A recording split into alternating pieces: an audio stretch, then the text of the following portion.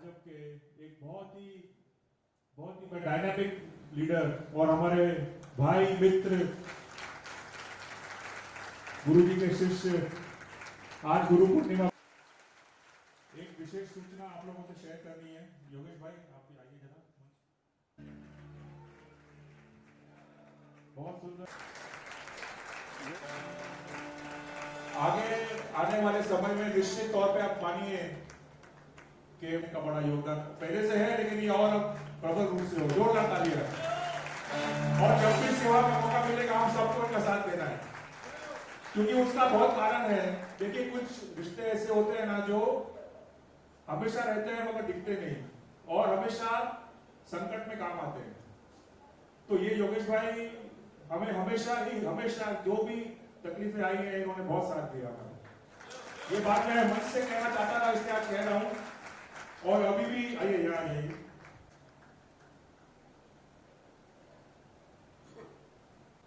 रक्तदान का जिस दिन कार्यक्रम होगा उस दिन इससे भी बड़ी संख्या में लोग यहाँ पर आएंगे और अपने रक्त की कुछ बूंदे, जिस किसी को आवश्यकता हो, पता नहीं किसका बहन हो, किसका भाई हो, किसका बेटा हो, किसका पिता हो, पता नहीं कौन अनजाना ऐसा व्यक्ति हो जो रक्त के न मिलने पे उसके जीवन को कोई हानि हो, हम सब लोग अपना कर्तव्य मान के आज गुरु पूजन के दिन इसका हम शपथ लेकर के यहाँ से जाएंगे कि हर व्यक्ति उस दिन यहाँ मौजूद करेगा।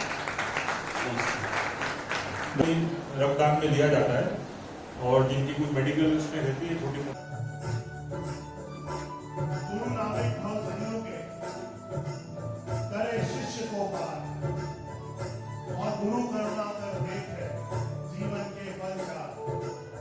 यदि आपके जीवन के नौका के गुरु नानक है तो आप कैसे डूब सकते हो?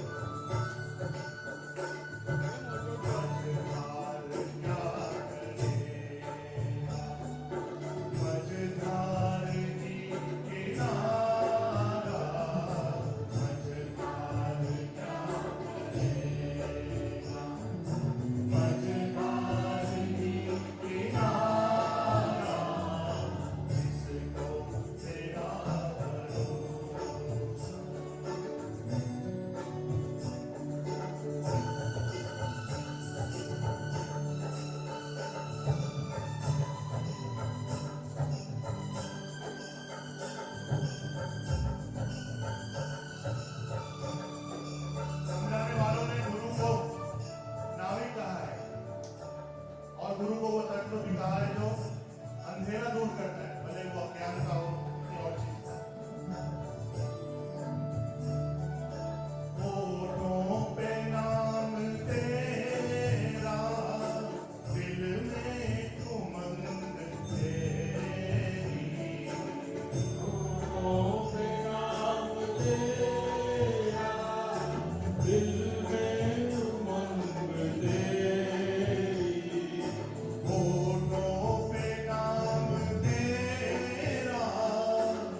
दिल में उमंग तेरी।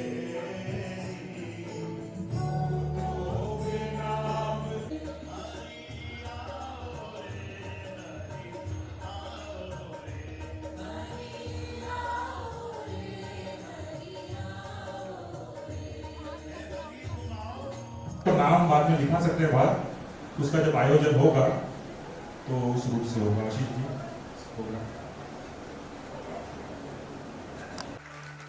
करते जाइए एक्सपीरियंस। गुरु तत्व का एक्सपीरियंस हो सकता है कंप्लीटली, एक्सप्लेन नहीं किया जा सकता। गुरु सुख की ऐसी अनूठी खान है जिसकी शरण में हम अपना संपूर्ण जीवन व्यतीत कर सकते हैं। ये किसके शब्द हैं? Guru Shri Rajendra ji Maharaj. Science blended wisdom. गुरु सुख की ऐसी अनूठी खान है जिसकी शरण में हम अपना संपूर्ण जीवन व्यतीत कर सकते हैं। गुरु शिष्य का शुभ चिंतक है। गुरु शिष्य का शुभ चिंतक है। और आज का final statement, the best company is that of a guru.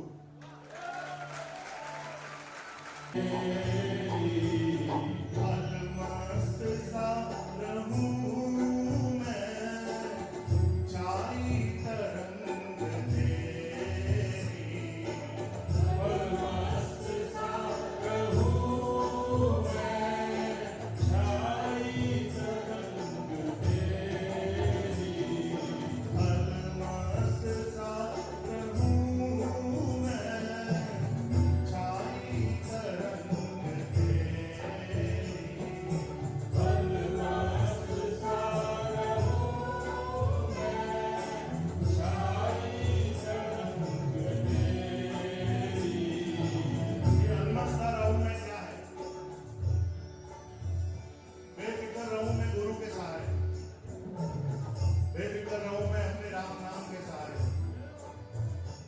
फिर से मैं कहूंगा, भक्ति प्रकाश ने कहा है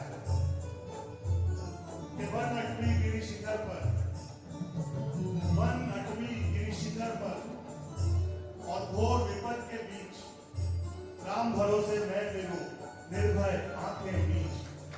जय हो। अलमस्त सा रहूं मैं, छाई तरंग तेरी। अलमस्त सा रहूं मैं, छाई तरंग तेरी। तो आ सकते हैं, ये गुरु जी का ही प्रसाद है और गुरु जी के सेवकों द्वारा ही पता चलता रहेगा। एक मिनट, जिसको दूर जाना है, जल्दी जाना है, वो कृपा धीरे धीरे प्रसाद देना शुरू कर एक दें। बार फिल्म और दिखा देते हैं आओ दिखाएंगे दिखाएंगे अभी। अभी दिखाएंगे। आप लोग प्रसाद पहले भोग लगा दीजिए, काउंटर ओपन कर दीजिए। विनीत भाई के तो सारे भजन बाकी हैं, और भी किसी की इच्छा हो भजन गाने के लिए तो बोल सकते हैं। कंप्लीटली एक्सप्लेन नहीं किया जा सकता। हम बहुत भाग्यशाली हैं, हमें एक्सपीरियंस मिलता जा रहा है, मिलता जा रहा है, मिलता जा रहा है, मिलता जा रहा है। एक दिन तो हम पहुंच ही जाएंगे।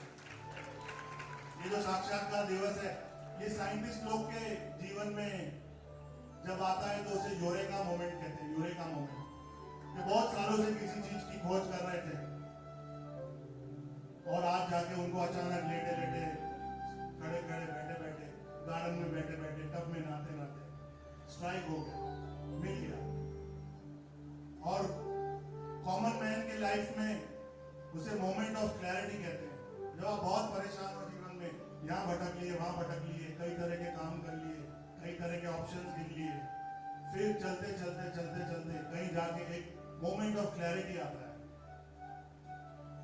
कि आपको समझ में आ जाता है कि मैं अब ये हूं, मेरा जीवन अब ये है और मेरे आगे का रास्ता बस अब सिर्फ ये है। I really hope and I really pray कि अपने सबके जीवन में वो क्लैरिटी या तो आ चुकी है या आ जाए कि अपना रास्ता राम का नाम है और गुरु के चरण है, गुरु की पादुका का नमन है, और इसके अलावा जो हो सो हो। जय श्री राम। जय श्री राम। आगे का बेंगलोर से आए किरण भाई, दिल्ली से आए भाई, आप भी आ जाओ।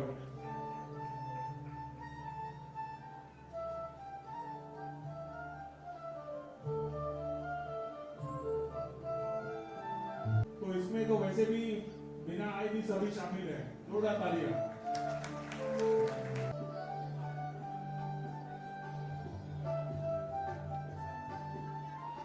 जो अभी भाई नए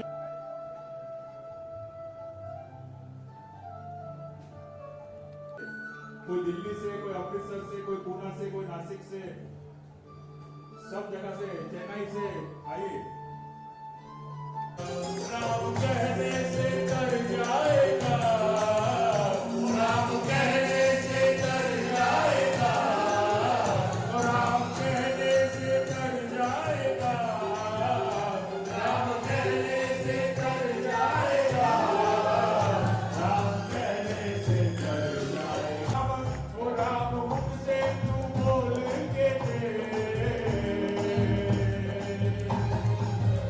तेरा चेहरा चमक जाएगा, तेरा चेहरा चमक जाएगा। ओ राम मुख से तू, ओ राम मुख से तू, आइए आइए, राम मुख से तू बोल के दे, राम मुख से तेरा चमक जाएगा, ओ राम कहने से कर जाएगा। तो सब लोग साथ में मिलकर बोलिए।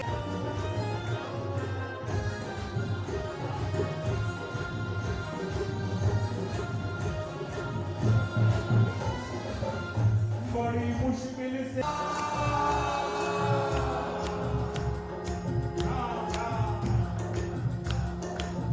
बोलिया उसके हवाले तू कर, बोलिया राम कहने से कर जाएगा, राम कहने से कर जाएगा।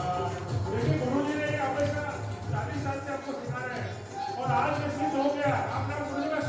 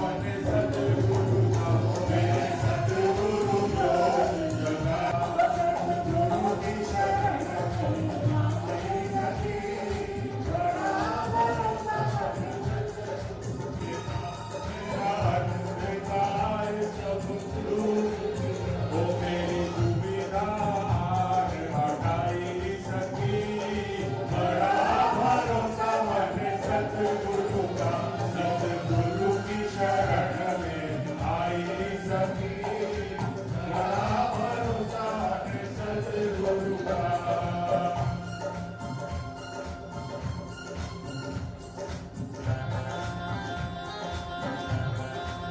कुछ कहेंगे सर आज के शुभ आज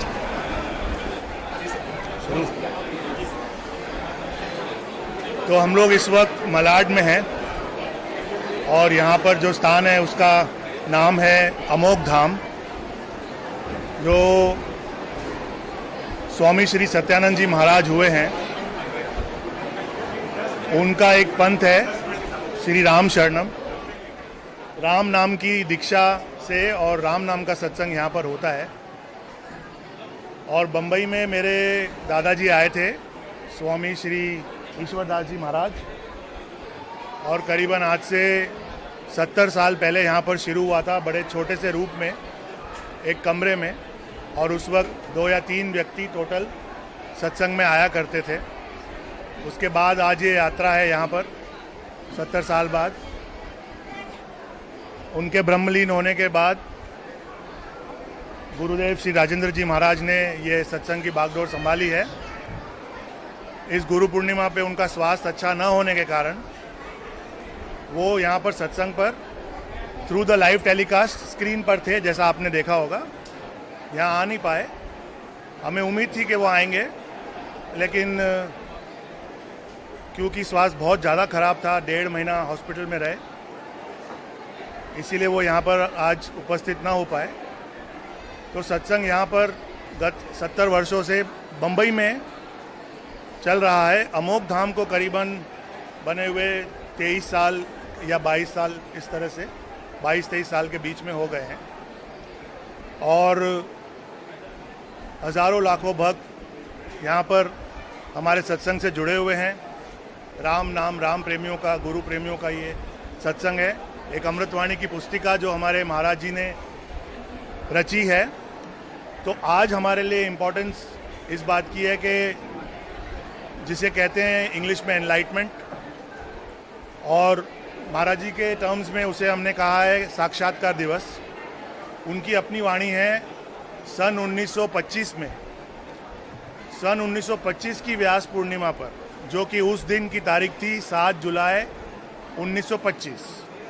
उसमें प्रातः में जब वो ध्यान लगा के बैठे थे डलहौजी के आसपास, तो उनको उस वक्त एक नाद सुनाई पड़ा जिसमें कि गूंजा उन्हें राम मंत्र। और उससे पहले उन्होंने कई तरह के प्रयोग किए धर्म के विषय में, कई तरह की फिलॉसफीज से जुड़े, कई तरह के धर्म उन्होंने पढ़े, उन्हें जानने की कोशिश की, कई आश्रमों में रहे। उसके बाद उनका, जिसे कहते हैं कि ये मोमेंट ऑफ क्लैरिटी और एक परमात्मा का साक्षात्कार हुआ, और उस दिन का दिन है और आज ये समय है। तब से वो राम पंथ शुरू हो गया। एक इष्ट उनके बन गए राम, और राम नाम का उन्होंने पूरा उस जमाने में ज़्यादातर प्रचार उत्तर भारत में किया, और उसके बाद फिर ये प्रचार आज पूरे विश्व में होता है। उसके कुछ समय बाद उन्होंने एक रचना की जो कि अपने आप में एक महाकाव्य राम नाम पर माना जाता है, जिसका नाम है अमृतवाणी। बड़ी छोटी सी सरल सी पुस्तिका है, लेकिन हम भक्तों का ये मानना है कि उसमें जीवन का हर परिस्थिति का, हर प्रॉब्लम का, हर अच्छी बात का सल्यूशन है। वो ऐसी चीज़ है जो पैदा होने पर भी हम गाते हैं और किसी के गुजर जाने पर भी गाते हैं। उसी के अंदर सब कुछ समाया हुआ है, और राम नाम पर इससे अच्छा काव्य, इससे अच्छी रचना हम लोगों को कोई और नहीं लगती। तो उसी की मान्यता है। यहाँ पर हर संडे गुरुदेव के सानिध्य में सत्संग लगता है। इससे पहले हमारा सत्संग नडियाद वाला कॉलोनी में, जो एसवी रोड पर मलाड वेस्ट में है, वहाँ लगा करता था। कई साल लगा, फिर ये स्थान निर्माण हुआ, अब यहाँ लगता है। सभी आमंत्रित हैं, सभी आमंत्रित रहते हैं। जिसकी इच्छा करे भगवान का नाम का रस लेने की, गुरुओं का आशीर्वाद लेने की, तो यहाँ आ सकते हैं, आनंद ले सकते हैं। जैसे हमने देखा योगेश जी भी आए, हाँ, कुछ कहीं का कुछ काम नहीं उन्होंने गुरु की महिमा के बारे में बयान किया और ये बताया कि जो धर्म प्रेमी लोग हैं, जो गुरु के भक्त लोग हैं, उनके लिए ये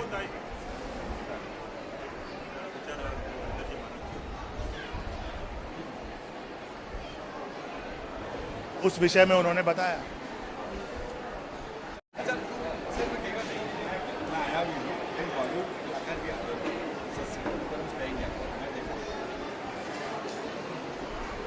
सर ऐसा ये स्थान ऐसा है ना कि यहाँ पर सभी वेलकम है, छोटे से छोटा आदमी, बड़े से बड़ा सुपरस्टार, सेलिब्रिटी और नॉन एंटिटी भी, गरीब से गरीब आदमी भी यहाँ वेलकम है। भगवान का दरबार है, इसमें ऐसा ही होना चाहिए मेरे हिसाब से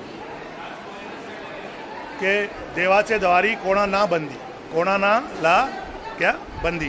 हाँ सर राजेंद्र महाराज जी पर मुझे राजेंद्र जी महाराज जी बहुत अपने पिताजी श्री ईश्वरदास जी महाराज की वजह से बहुत छोटी सी उम्र से ही इस राम नाम से जुड़ गए।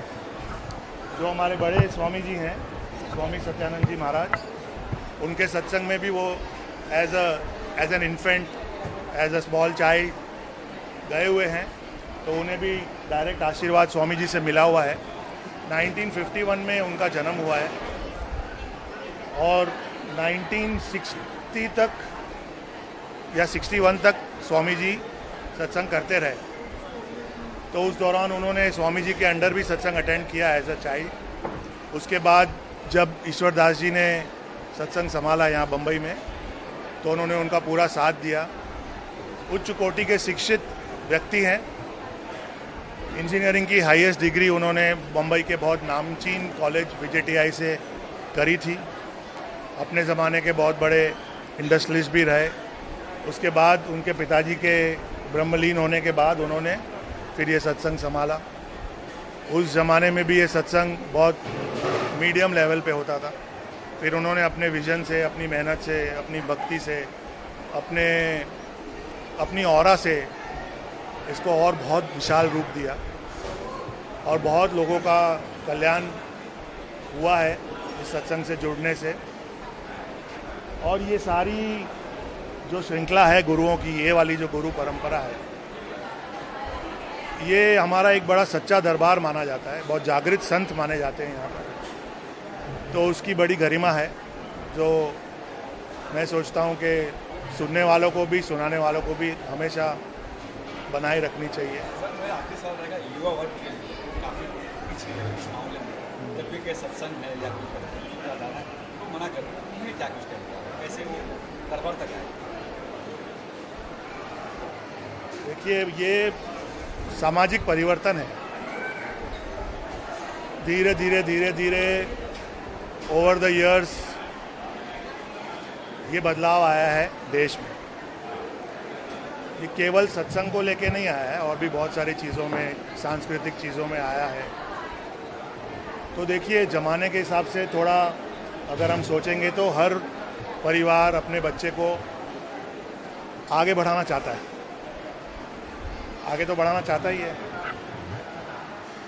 और बहुत ज़्यादा एजुकेशन, अब थोड़ा वेस्टर्न पैटर्न पे हम चल रहे हैं, और इंडिया की इकोनॉमी की ग्रोथ भी बहुत अच्छी हो रही है।